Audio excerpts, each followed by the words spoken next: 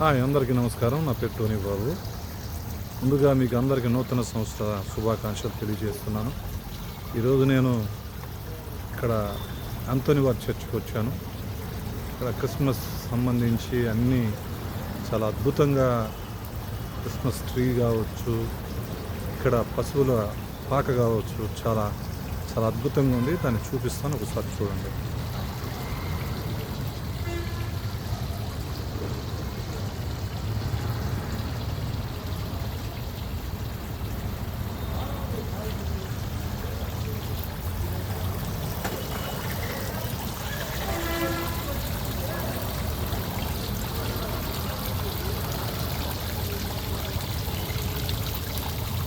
నిజంగా చాలా చక్కగా పశువుల పాక ఏర్పాటు చేశారు.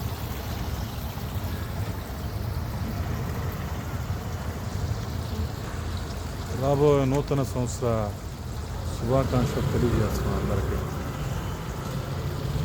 Praise lord.